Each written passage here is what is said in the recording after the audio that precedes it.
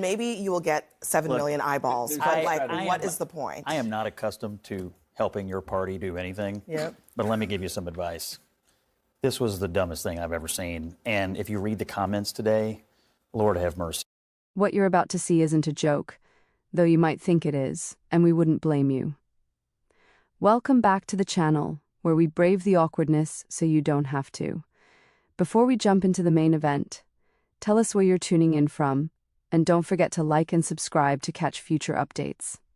Let's set the stage.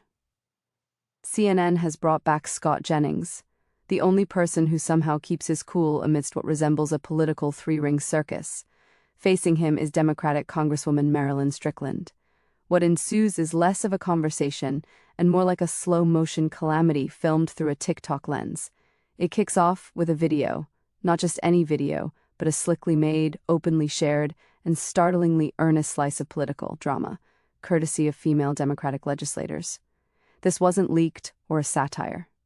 They meant for you to see this. To call it awkward doesn't cut it. Imagine the Democratic National Committee holding a brainstorming meeting in a high school drama club and deciding, this should be our national message. The result is potentially the most painfully out-of-touch political video ever put online, and that's saying something. Scott Jennings is just barely keeping it together. He looks like he's attending a funeral for rational thought. You can see him trying not to laugh, and honestly, he deserves a medal for his restraint. Meanwhile, Congresswoman Strickland reacts in the most expected way, dodging, spinning, and visibly frazzled whenever logic enters the scene. Here's the twist. This wasn't a mere blunder. This was calculated awkwardness. This absurd video tells you everything about the current state of Democratic politics. No distinct plan, no earnest policy, no unified message, just viral challenges, slogans, and staged appearances, all designed to appear relatable while real issues escalate unchecked. They hope that with enough distraction, you might overlook gas prices, inflation, and the lack of leadership. So, let's watch the video that started it all. You've been forewarned. It's the pinnacle of cringeworthy content. Get your pillow ready. You're going to need a buffer for the embarrassment.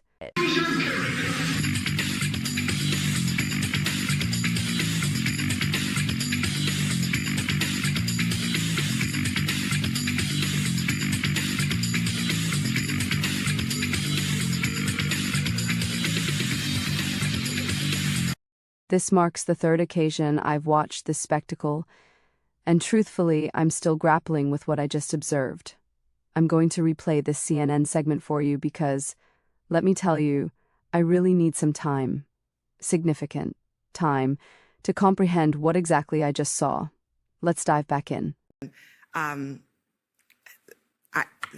TikTok trend, I don't even know where to begin. I'm not sure why this is necessary. I mean, there is like serious stuff happening in this country, but that seems to be just inviting ridicule. So when you think about TikTok as a trend, we are trying to reach out to different people and different voters. And the woman who produced this is an influencer with 7 million followers. So this is lighthearted, it's fun. And every time you do something creative, you're going to get criticism, right? But I actually applaud them for trying to do something different. And here's the reality. 7 million followers, whether you think it's cringe or you like it, we're on CNN on a Thursday night, and we're talking about it on national TV. But I guess my question is, to what end? I don't get it. Like, I don't get it. I mean, maybe you will get 7 million eyeballs, but what is the point? I am not accustomed to helping your party do anything. Yep. But let me give you some advice. This was the dumbest thing I've ever seen. And if you read the comments today, Lord have mercy. Look, scrambling for new social media and communication strategies is not a replacement for fixing what's actually wrong. Your party has a 21% approval rating right now, congressional Democrats. Well, let's talk about fixing what's wrong. Donald Trump is doing nothing for the American people. And he has a 50% approval rating. But he's doing nothing for the American people. And so he's not lowering the cost of living. He tells lies. Fix the policy and leave the gimmicks behind. Yes, and let's fix policy. Okay, well, let me finish here. Let the Congresswoman respond to that, because I think the underlying what Scott is saying is this question of the party itself has a trust issue with its own voters, frankly. Right. So what is being done about that? So as we look at trust issues with the Democratic Party, there are a lot of things happening. Remember, the Democratic Party is a very large tent with diverse people. We have people saying, do something. We have some people saying, you've gone too far. We have to stay focused on what is important right now to the American people. President Trump promised to lower the cost of living. He has done none of that. And the Trump administration and Elon Musk are demonstrating one thing with all these random cuts. They don't care if you get sick. They don't care if you get injured. They don't care if you can't pay your bills. And they don't care if you're safe. All these random cuts they're making in all these departments that they don't even hardly know very well are hurting the American people. How is putting veterans out of work lowering the cost of living? Let's face it, nothing these folks do endears them to anyone. We've witnessed far too many fits, breakdowns, and bizarre comments from congressional Democrats to keep pretending otherwise. Years of poor conduct aren't going to vanish thanks to a TikTok filter and a catchy phrase. That negative image is etched in people's minds and it sticks for good. Did you notice how quickly the atmosphere shifted during that segment? The moment Scott Jennings made even the slightest critique, the cheerful, "Hey, we're just having fun on social media" facade disappeared, revealing their snarling, super defensive true nature. It was like watching someone tear off a mask mid-conversation. Honestly, sharing a meal or even 5 minutes with any of those individuals from that discouraging video would be my worst nightmare. I'm not kidding, that's the reality. They seem like they've never truly laughed at something amusing or enjoyed themselves without it being meticulously staged for political gain. The wildest part? After wrapping up that cringeworthy show, I'm pretty sure they walked away thinking, "We nailed it. This will secure the youth vote."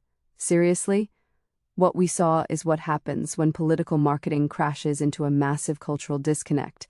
It's all staged nonsense, social media theater from people who think catchy slogans are the same as effective strategy. The irony? They've pulled this stunt so many times and still can't see how transparent it is now. People aren't buying it anymore. Such superficial pandering might have worked in the past, but today it just screams desperation. Honestly, there isn't much else to add. Given how shocked I was witnessing this in real time, maybe that's for the best. Let's put an end to this CNN segment because, truthfully, we've had enough political nonsense for one day. Taking away food from children, lowering the cost of living. How is kicking women off of health care who get Medicaid lowering the cost of living? So I know that these things are distractions that we're talking about, but why won't Donald Trump deliver on his promises? Because he lies. That's why. They're doing nothing to support the American people. Why would or should the American people trust Democrats to lower the cost of living after the last 4 years? We have created more jobs. No, cost of living. You brought it up. You said Trump's not delivering. I just want to know why we should trust Democrats who skyrocketed inflation. Why would I trust you? I don't think it's why would I trust you? I don't think it's about. You all won. Yeah. So now fix it. You said you were going to fix it. We're doing it for 40 days. Okay, right. But you try to take a victory lap for the CHIPS and Science Act, for all these investments coming into the United States. So you're going to take credit or not. Donald Trump is a president. He promised a lower cost of living. He is cutting jobs across the board from civil servants who have to support their families. You believe in government jobs. You want more government jobs. No, actually, I want jobs that actually help people. Do you know what civil servants do? They keep our air clean. They keep our water clean. They keep our food safe. Don't interrupt me. They take taxpayer money to fund the whole thing. They also pay taxes. Yes. Wait, you're saying they take... It takes taxpayer money to fund it.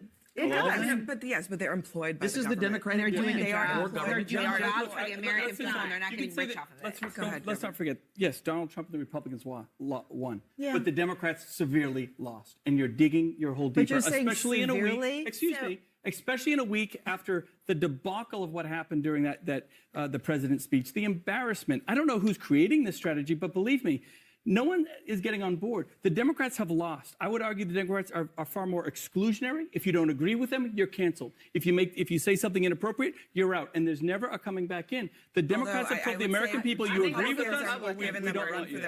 They're just total failures, honestly. Completely out of sync and somehow wearing it like a badge of honor. It's beyond simple ignorance at this stage. It's practically their way of life. Let me bring this to a close, but it's essential to note that this clip wasn't about blowing off steam or snagging a headline. It was really about displaying that painfully out-of-touch and desperate video, followed by a congresswoman's attempt to defend it as if it were a groundbreaking policy move. That's the gist of it, to demonstrate just how disconnected these folks are from reality. They truly believe this would be the magic pill to inspire Americans, bring voters together, motivate the young, and change the discourse. Seriously? I've hit all the important points. What needed saying has been said. The video is disgraceful, the defense even more so, and the fact that it originates from elected representatives is the real issue here. If your political strategy is reduced to TikTok choreography, recycled slogans, and awkward trying to fit in vibes, maybe it's a sign to reevaluate your approach.